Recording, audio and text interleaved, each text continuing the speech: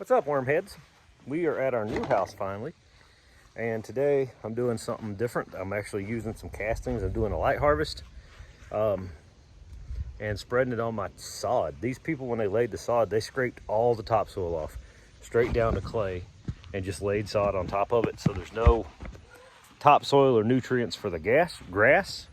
And I'm trying to overseed a little, so what I'm doing is light harvesting some casting, separating the worms out of it, and just spreading it around the grass. And I'll show you this whole process.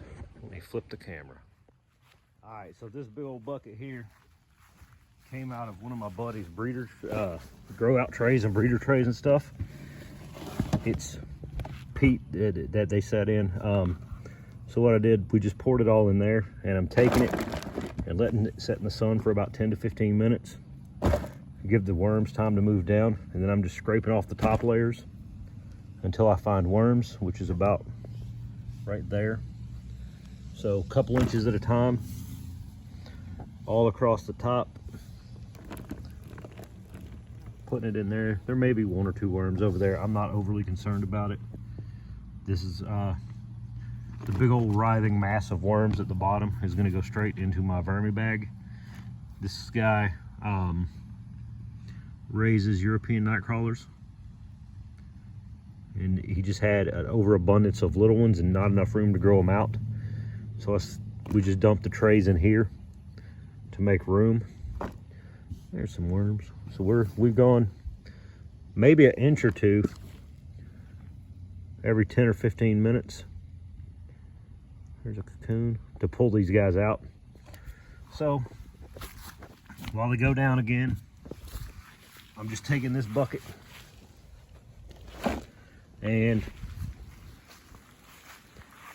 just kind of spreading it around the grass to put some organic matter back in. Any of these big bare patches, I'm putting a lot there. And then I'm gonna come back through and overseed again and water it all in. And I'm about to have the best grass in the neighborhood. See, there's a worm in there. Not really overly concerned about it.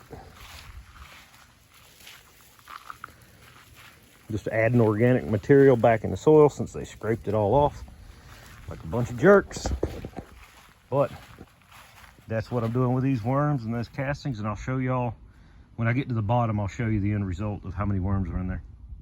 Okay, so I got through probably about half of that, and there's just too many worms and cocoons to mess with, and the castings are real wet and muddy and not good for running through a screen or a sifter. But look at all these worms, yo.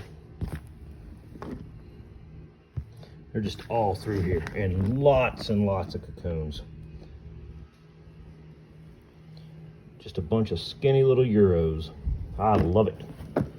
Anyway, these guys are going in the vermi bag, and I'll see these castings in again in a few months, and I'll go from there.